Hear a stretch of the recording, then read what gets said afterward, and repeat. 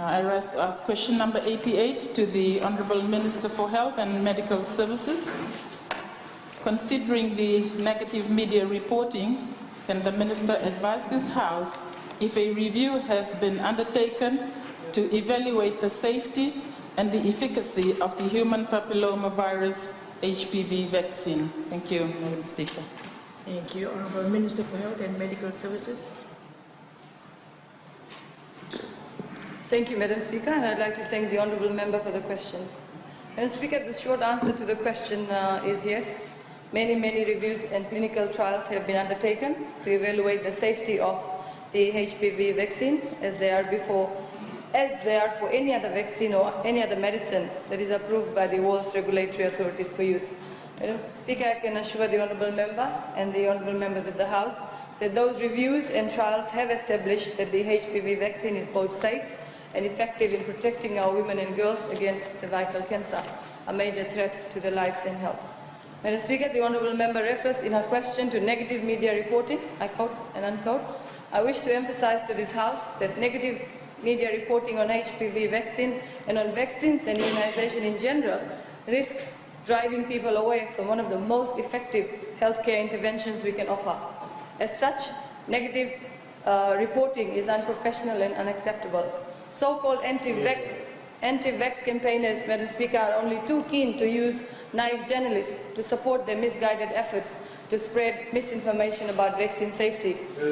The consequences of the campaigning, Madam Speaker, can be very tragic, as demonstrated just last week in northern New South Wales, Australia, where an unvaccinated 7-year-old girl was diagnosed with tetanus, a potentially fatal disease which vaccination has more or so eliminated in Australia. As the doctor treating her observed, I quote, "This is the reality of not vaccinating," unquote. Madam Speaker, I am sure the members of this House will be aware that HPV vaccine, that's Human Papilloma Virus vaccine, recently made headlines following the tragic death of a teenage girl in Savu Savu last month. The cause of death has not yet been officially confirmed, but there were media reports suggesting that the death was due to pulmonary hemorrhage, bleeding in the lungs. While we do know that the girl in question had received the vaccine as part of the Ministry's routine vaccination program, we also know that vaccination is one of the safest and the most cost-effective public health interventions that can provide protection against cervical cancer, a major cause of death among females. Madam Speaker, an estimated 6,000 doses of HPV has been administered to Fijian girls and young women since it was first introduced in 2013, with no reports of any adverse effects. This vaccine is administered to females only, Class 8 students through the school health program. Madam Speaker, HPV vaccine protects against certain cancers caused by infection with the human papilloma virus. HPV infection can cause cervical, vaginal and vulvar cancers in women. It can also cause anal cancer, throat cancer and genital warts. The vaccine, Madam Speaker, was tested extensively during its development. Since it was first approved for use in 2006, more than 200 million doses have been administered worldwide. In that time, and with that many doses of vaccine having been used, there have been no reported cases of pulmonary hemorrhage following administration of this vaccine. Madam Speaker, the HPV vaccination commenced as a national immunization program in Fiji in 2013. And is just one of the vaccines that are routinely offered to our Fijians. Those vaccines offer protection against a whole range of potentially deadly or disabling diseases. At a global level, Madam Speaker, the safety of vaccines is monitored and reviewed by the World Health Organization's Global Advisory Committee on Vaccine Safety, which is comprised of internationally recognized experts in vaccine safety. The WHO Global Advisory Committee for Vaccine Safety is highly respected authority on vaccine safety. It has regularly reviewed the evidence on the safety of HPV vaccines and concluded in March 2014 that the vaccine continues to have an excellent safety profile. Madam Speaker, we do know that vaccines, like any other medicine, can have minor side effects. Many people who get the HPV vaccine have no side effects at all. Some people report to having very mild side effects like a sore arm from the shot. The most common side effects are usually mild, and these are similar to side effects seen with other vaccines. Madam Speaker, the Ministry has reached out to media organizations and sought their support in protecting the people of Fiji by providing truthful, accurate and scientifically valid information on vaccines and vaccinations. It is essential that communities maintain their confidence and trust, not just in HPV, but in the vaccination program as a whole. Madam Speaker, we cannot allow and should not allow misinformation to spread and people to withdraw from our vaccination programs.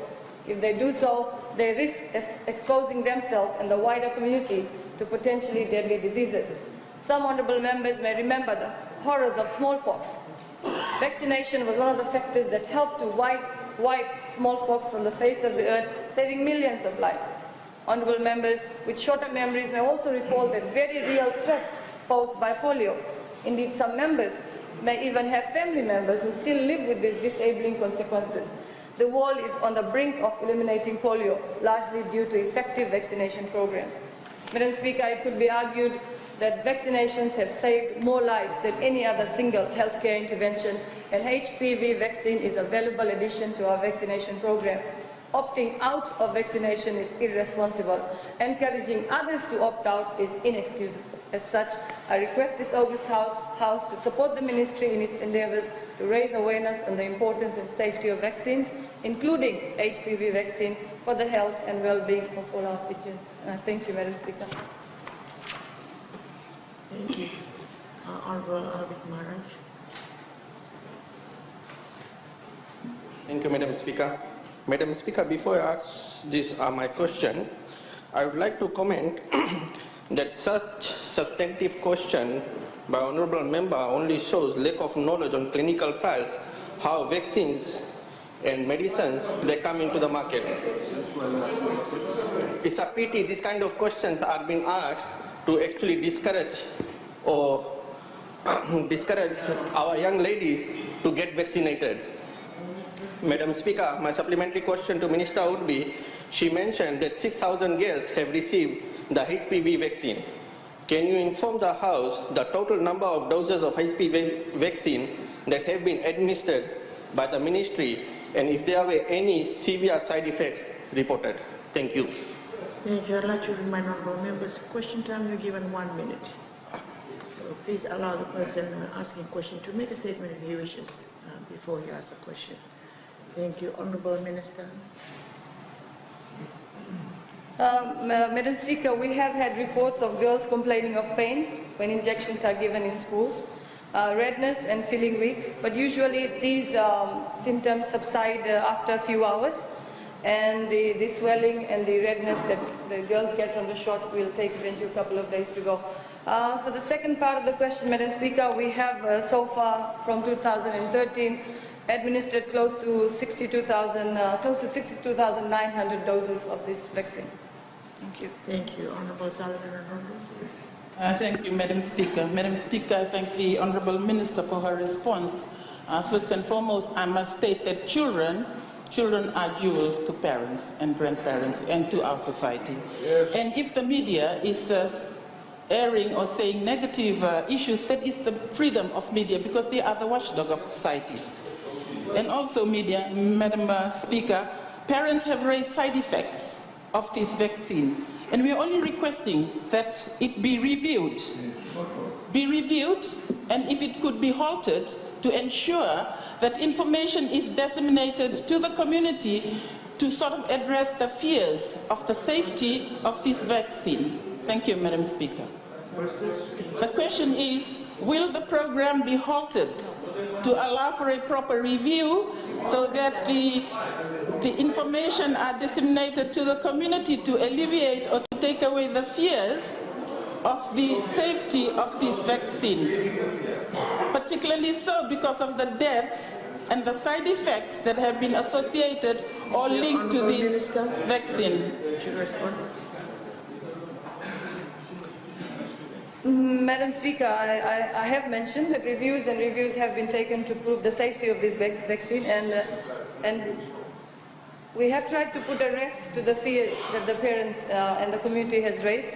about the safety. I have said this from the time this vaccine was introduced as part of the immunization program, we had received no such incidents or cases of death. Even the tragic death of the girl in Savu last month, Madam Speaker, has not been linked to this vaccine. So creating more fears in the public regarding the safety and safety of this vaccine, Madam Speaker, is not going to do us any good. We need these vaccination programs to continue, and the Ministry will continue this program for the safety of all our girls.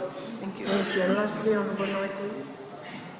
The Minister please enlighten the House on what type of methodology we'll be using to review and how this will be conducted, and when it will start, and when does it expect this review to be completed? Which question do you want the Minister to? Both, Madam Speaker. You're allowed only one question. Then when do you expect the review to commence, and when do you expect it to be completed?